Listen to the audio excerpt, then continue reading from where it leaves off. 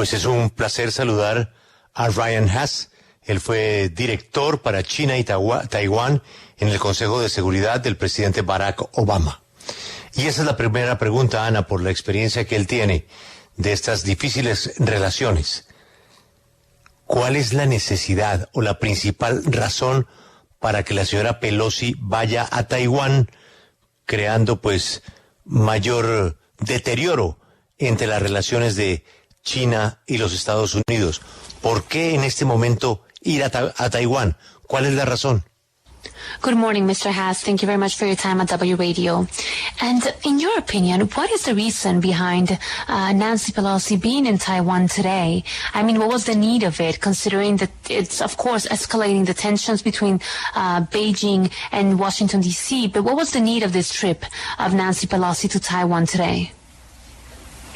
Well, first of all, thank you for the opportunity to appear on your show. I think that the speaker wanted to visit Taiwan in April. She had to postpone due to COVID, but the reason for the visit was to demonstrate solidarity and support for Taiwan, who is a democratic actor that is enabled by a covetous authoritarian power. This visit would have occurred against the backdrop of Russia's invasion of Ukraine, and the speaker wanted to show support and solidarity for friends in Taiwan. She came down with COVID and had to postpone her visit. It's now been rescheduled for today. She literally just arrived on the ground in Taiwan, and she wants to use her visit to demonstrate that the United States remains steadfast in its support for Taiwan. ¿Cree que Pelosi viajó a Taiwán para demostrar la solidaridad y el apoyo a este actor democrático en la comunidad internacional que tiene como vecino un poder absolutamente autoritario? Pelosi tenía agendado viajar en abril a Taiwán, pero lo pospuso debido al COVID-19, así que hoy finalmente pudo hacerlo, acaba de llegar y lo que quiere hacer es mostrar el apoyo y la solidaridad de los Estados Unidos a los taiwaneses.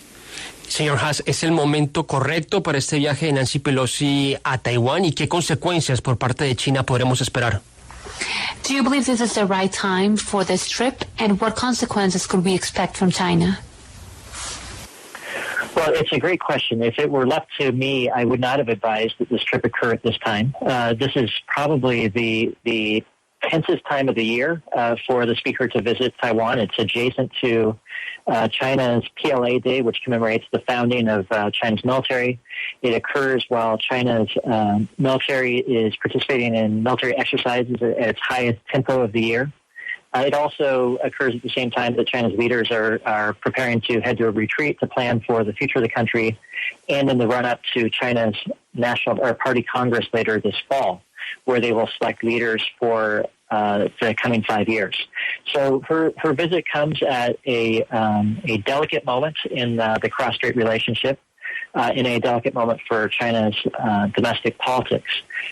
I think that it will compel China's leaders to react strongly. I expect that they will react more strongly to the speaker's visit than they have to other recent visits by U.S. officials to Taiwan, to differentiate their level of dissatisfaction with the fact that the third in line to the order of succession of the presidency is visiting Taiwan. And I think that they also have strong views about the speaker herself. Speaker Pelosi has a long record of standing firm in the face of Chinese pressure, being an advocate for victims of the Tiananmen massacre in 1989, and being a longtime champion of the Dalai Lama in Tibet. And so those views certainly color Beijing's response as well. Es una gran pregunta y él, o si fuera por él no recomendaría el viaje en este momento. Es un momento muy tenso en China, en la política doméstica, también en las relaciones con Taiwán. Están haciendo ejercicios militares, se conmemora el Día de los Militares también en China, así que es un momento muy delicado para que la señora Pelosi vaya en estos momentos a Taiwán. Nos dice que China, por supuesto, tiene que responder de una manera bastante fuerte porque no les cae nada bien esta visita. Otros oficiales de Estados Unidos ya han ido a Taiwán, pero el nivel que tiene Pelosi al ser la tercera en la línea de sucesión presidencial, pues marca una diferencia. También la señora Pelosi tiene una visión bastante fuerte y ha luchado por esta presión que ha ejercido China en Taiwán. En 1989 también se quejó de esa masacre que hubo en Taiwán y nos dice que también ha, digamos, tenido una opinión bastante fuerte con respecto a otros temas relacionados con China. Precisamente desde Beijing, China, esta visita de Pelosi a Taiwán rompe con el principio reconocido por Estados Unidos de una sola China. Do you believe, and we're asking this question from our correspondent in Beijing, do you believe that this visit of President Pelosi to Taiwan breaks with the politics of the U.S. of one China?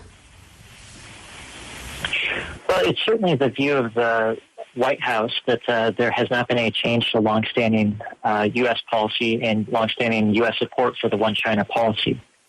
Beijing does not see things that way. Beijing views Speaker Pelosi's visit as challenging America's commitment to maintaining an unofficial relationship with Taiwan. And they see the Speaker's visit as part of an erosion of America's commitment to its longstanding policies that have helped undergird stability in the Taiwan Strait. From the United States perspective, there is a precedent for the Speaker to visit Taiwan. Most recently, former Speaker Newt Gingrich visited Taiwan in 1997.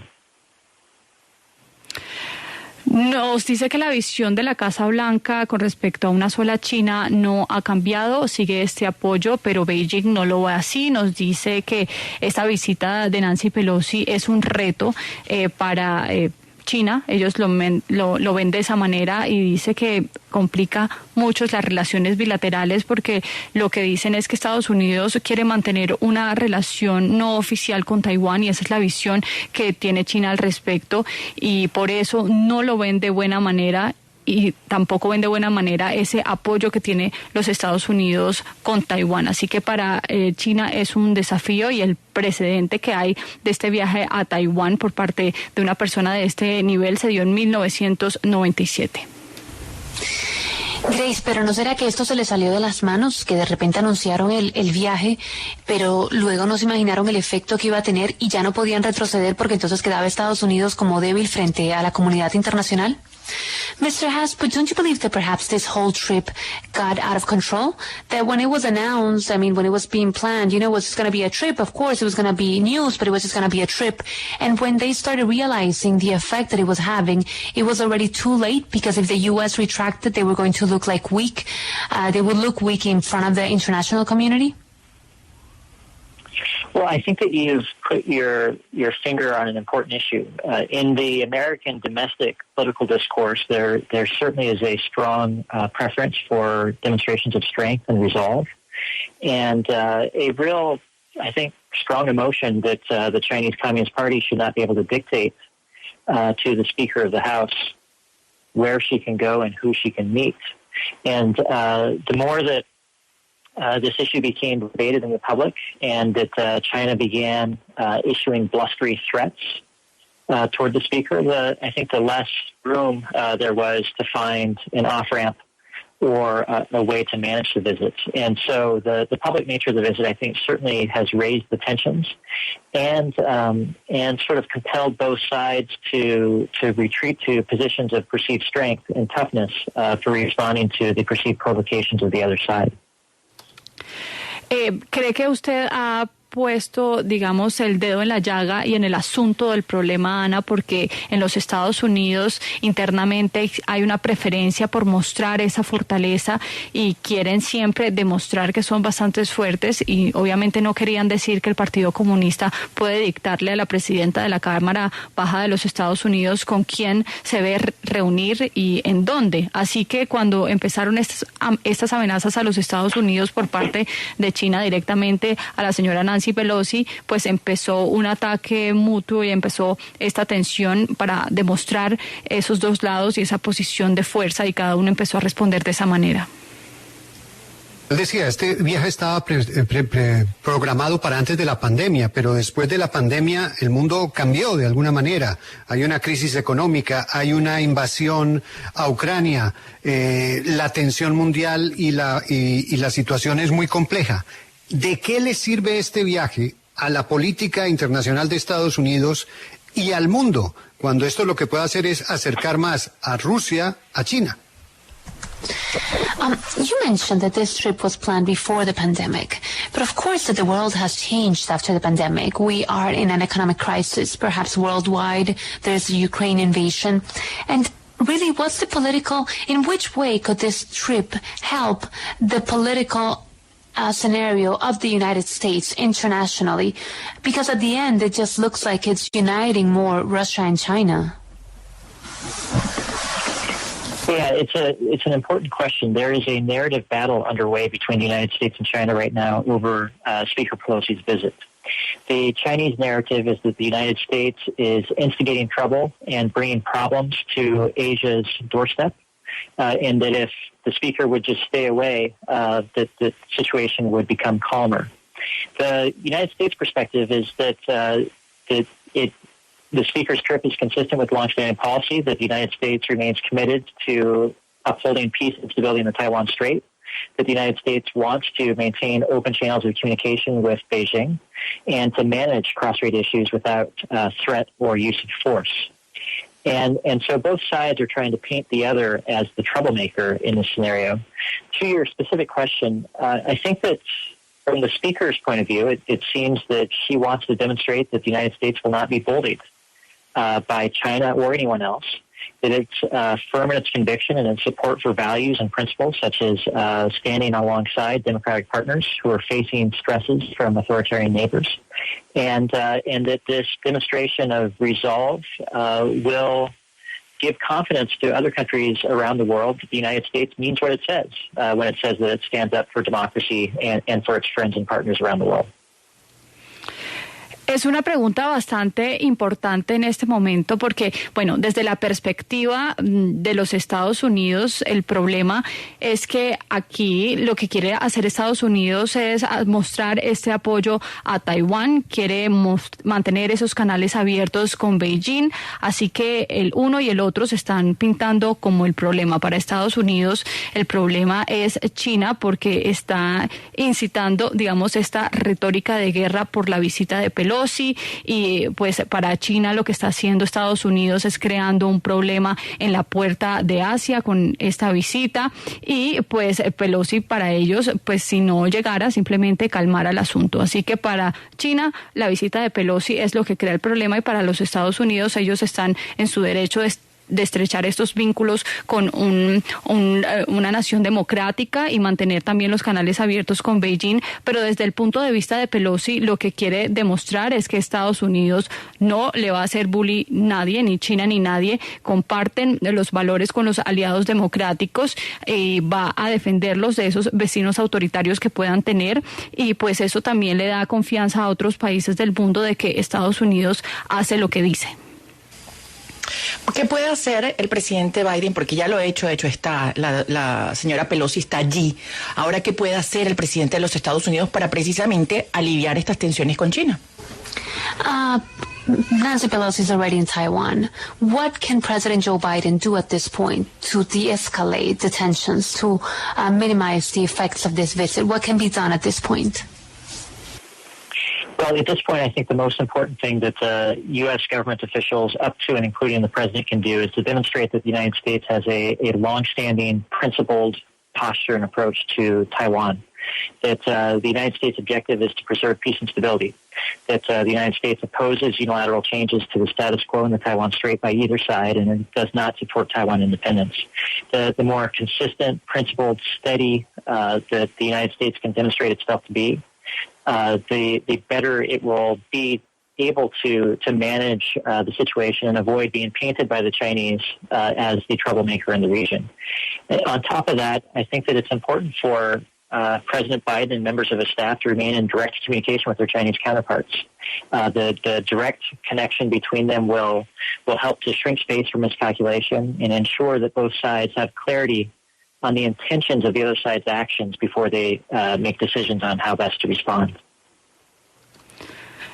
En este punto, lo más importante es que los Estados Unidos, pues, y el presidente de los Estados Unidos, por supuesto, demuestre que respeta a Taiwán, que lo más importante para los Estados Unidos en este momento es tener estabilidad y paz en la región. También demostrar que la situación se puede manejar teniendo una comunicación directa con China, porque si hay especulaciones de un lado y otro, pues crece la tensión y eso es lo que se quiere evitar. Así que nos dice que es muy importante que el presidente Joe Biden mantenga una comunicación directa con su contraparte de China para evitar las especulaciones y haya claridad de las acciones que el uno y otro va a tomar. Pero eso es lo más importante, la comunicación y también que Estados Unidos deje clara su posición frente a Taiwán. Hola Ana, desde Moscú, una pregunta. Actualmente el mundo, aparte del problema que está representando el conflicto entre Rusia y Ucrania, que no afecta solamente a estas naciones, sino que está afectando a nivel mundial con el tema de los precios, se ha desatado un enfrentamiento ahora con Moldavia y Transnistria, está el tema de Kosovo.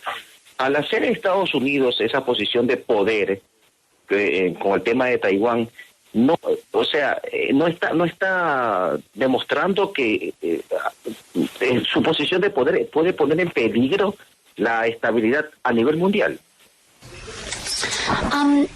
With everything that's happening, including the invasion of Ukraine and all the other altercations that are happening in the world at this point, isn't it perhaps,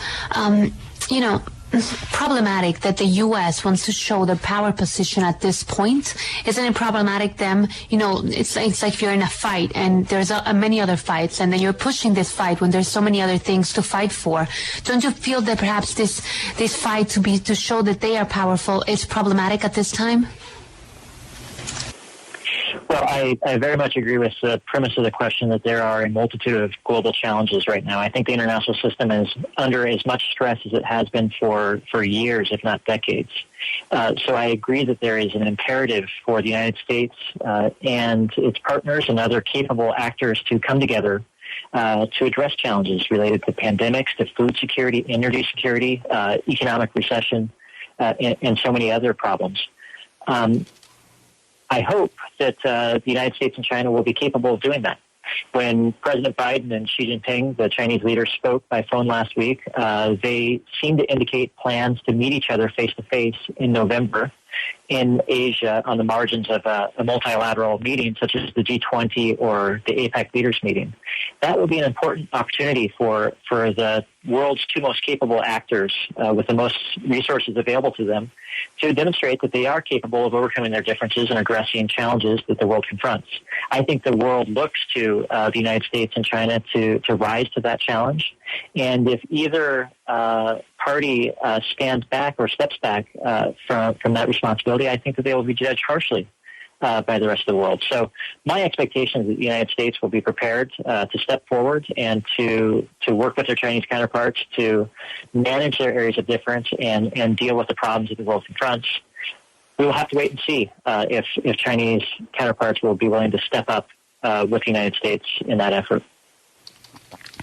Bueno, está de acuerdo con la premisa de la pregunta y es que estamos ahora mismo en el mundo enfrentando unos retos globales casi que sin precedentes en años o tal vez en décadas. Nos dice que Estados Unidos tiene la responsabilidad de unirse a esos aliados para enfrentar todos los retos que hay ahora mismo, como la crisis alimentaria, la recesión, los problemas económicos, la pandemia, y pues Estados Unidos y China deben unirse para pelear por todos estos retos que hay en materia global o que hay en el mundo. Ya Biden y Xi Jinping hablaron, hicieron planes para reunirse en noviembre cara a cara en el marco de alguna reunión bilateral o multilateral como el G20, así que es una buena oportunidad para demostrarle al mundo cómo estos dos actores se pueden poner de acuerdo a pesar de las tensiones y enfrentar estos retos que hay a nivel mundial. Así que el mundo los puede ver como un ejemplo y hay que esperar si los contrapartes de China están preparados para trabajar junto con los Estados Unidos y manejar las diferencias para solventar estas problemáticas.